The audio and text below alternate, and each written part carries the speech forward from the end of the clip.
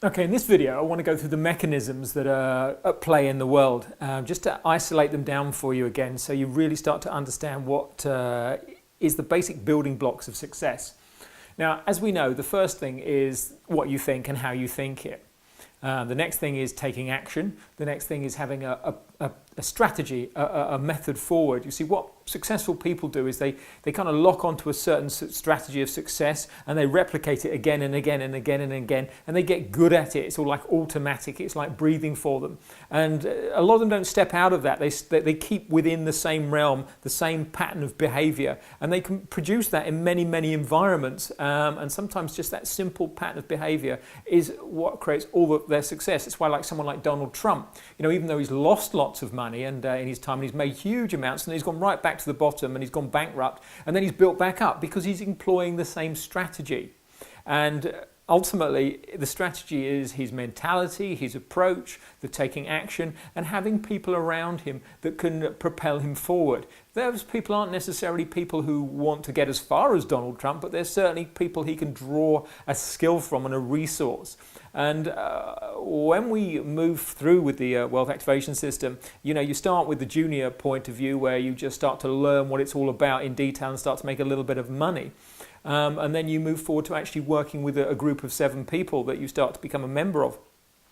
And those people will have individual skills. They're not like clones of each other. They all want to go in the same direction, but they have individual skills that you can bounce off of. And that allows you, as I've mentioned before, is to leverage that power as a group forward. It's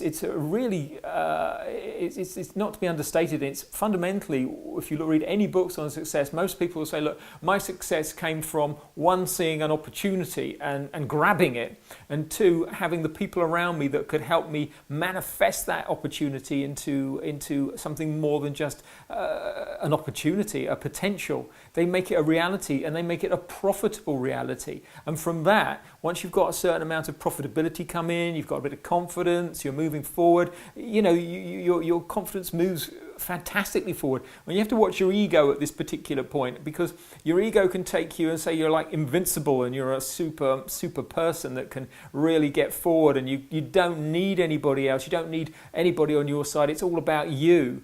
You start to implode, and what got you there, that ability to influence other people, to motivate other people and lead people, and to be part of a group that people wanted to be part of because they wanted to move forward in life, you kind of undermine that because you can't become, look, I'm the person, I'm the man that made everybody, I'm the woman that created everything. You become the ego again, and suddenly as soon as that happens, boom.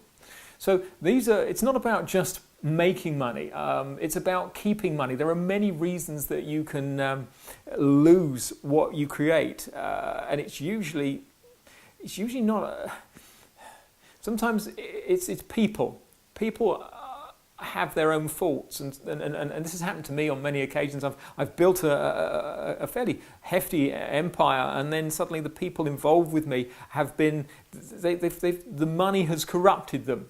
They've got involved in drugs, or their ego has stepped in. They felt more. They felt the mind has 3 elements to it, and I've mentioned this before. It has a filter of generalization, distortion, and deletion. And I want to go through that briefly with you right now.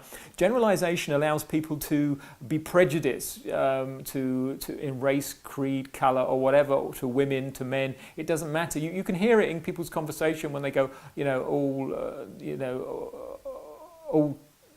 I don't know, all Chinese people run a Chinese restaurant. I can't, there are other ones where some say all black kids are burglars or criminals. It's that kind of all. When you hear it in the sentence, you know that there's going to be an unsubstantiated opinion levied, and that opinion has come from somewhere. It's been taught by somebody, maybe a parent, maybe a group of people that person's been involved in, that allows that person to twist reality and then generalize on things to get that argument across. My mum does it all the time. She says, all men don't want to get married. I said, well, my brother got married, and I counter the argument, and he says, and he wanted to get married. And she said, yeah, but all men don't want, the programming is still they're all men. And listen to it in people's conversation. When you start using your ears rather than talking, you start to hear their prejudices, you start to hear the programs that are controlling them. Then you've got something like distortion and deletion. Deletion is where our minds, we kind of cut out memories that we don't want to have. We cut out parts of events that we're not really comfortable with. They don't make us feel good about ourselves. So we go, dun-dun, we deleted that. And so the conversation with another person goes forward where we're going, no, that didn't happen.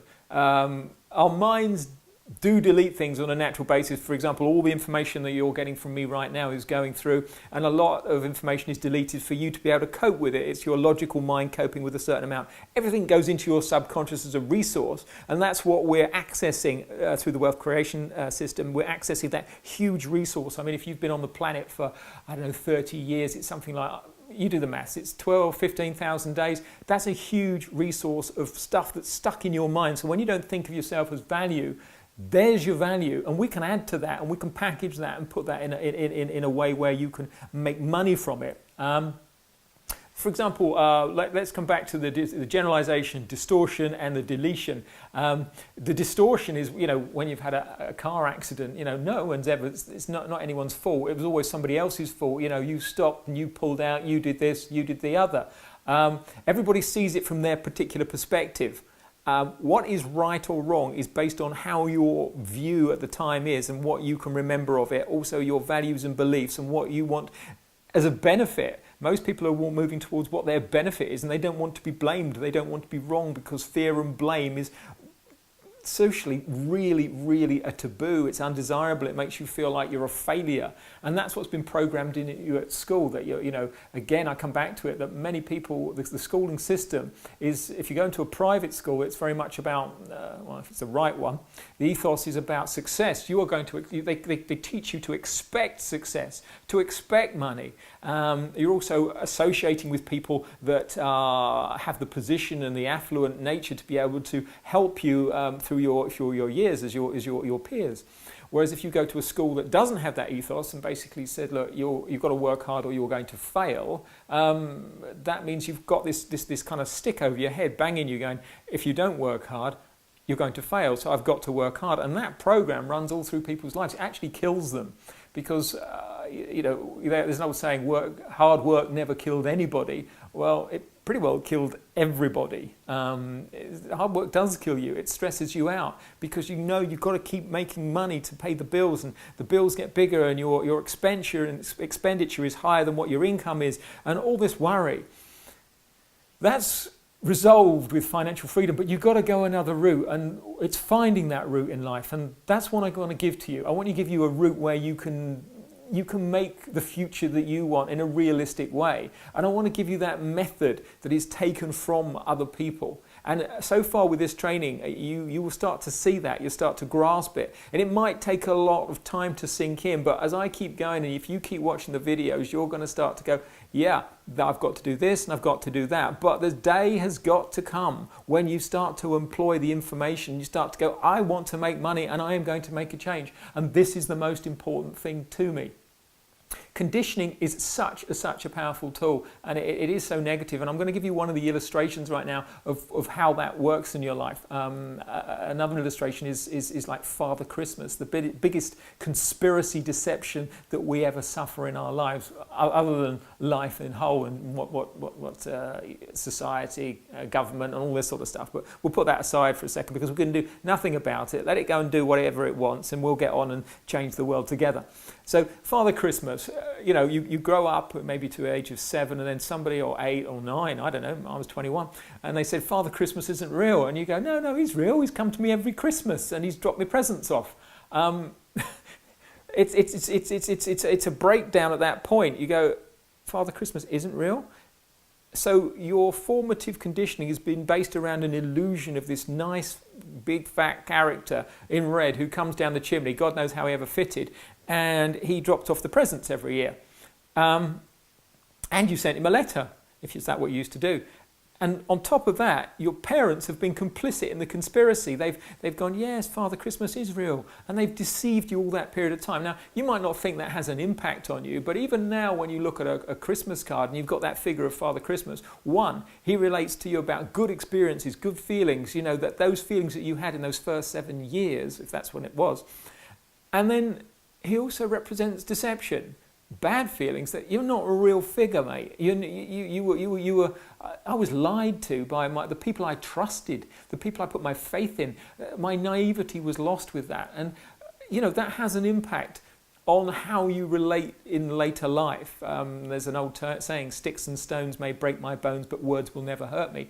It is actually the words that are the seeds that go into you, because every experience that you have is in you, and the more negative experiences that you have, the more that has to be sort of put somewhere, and it gets stored, and sometimes it gets stored in a certain part of your body, maybe your stomach, your back, your neck, you maybe get headaches, and that's that stress going into that location. It doesn't just dissipate, it gets stored.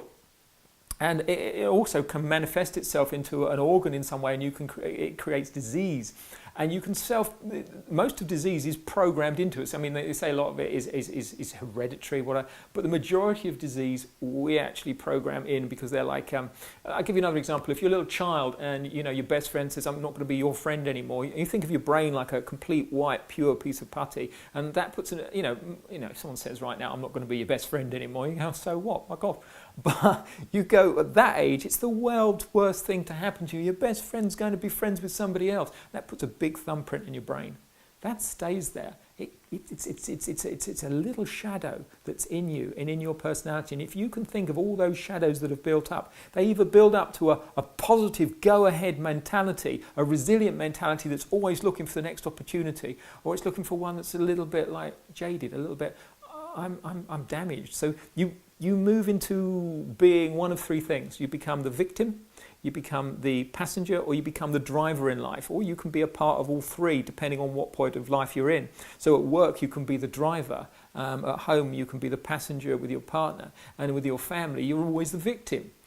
So you can see there's flavours of all these things in us. We're not identifiable by one particular. It's where the meter moves towards to identify you as a person. But you can change that. You can change any aspect of it. You've just got to recondition your mind. And how that works is you can't sit there and go, I'm going to recondition my mind. It doesn't work that way. You've got to actually live it. When we use imagination in hypnosis and NLP, we use the imagination to replicate reality, to give an alternative vision of the world, an alternative perspective.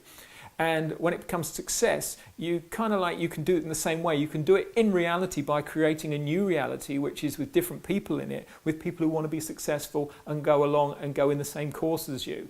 They're not the same as you, but they want to go in the same direction. And that's what the program gives you. That's the second level of the program. As I said, I've said many times on the videos that one of the most important things that I found was when you went to a seminar about positivity, changing the world, and you went out and the world hadn't changed, and nothing had changed, and there was no mechanism to make it change. I just changed and got happier inside. I want to make you happy inside. I want to also give you the mechanism to change your environment, and then you can take that to the next level, because you're going to climb that mountain and you're going to go climb another mountain. You're going to go, okay, I've now achieved that. What shall I achieve now? Then we can start to work together to create a better society for everyone. Now, that's a big idealistic cause, but if without a cause, without an ideal to move towards, you're not going anywhere. So that's really where the ultimate goal is, to get you from where you are to a position where you can have a demonstrable effect on society. And that's pretty good to think about. And if there's a goal that you really want, I mean, it seems like a long way away. And people always say to themselves, look, once I'm rich, once I've made it, I'll help a few people because I'll set up a charity or do this, that, and the other. Well, fact is, you can do it right now. All you have to do is change your mentality and start to go, I'm going to get wealthy, and I'm going to learn, and I'm going to trade knowledge to help other people now, not then, today. And I'm going to do it with a product that is going to help people, which is the knowledge we're talking about. So I'm going to see you in the next video, and we'll continue with the training online and see how you get on. If you can make any comments, that would be great. Take care. Bye-bye.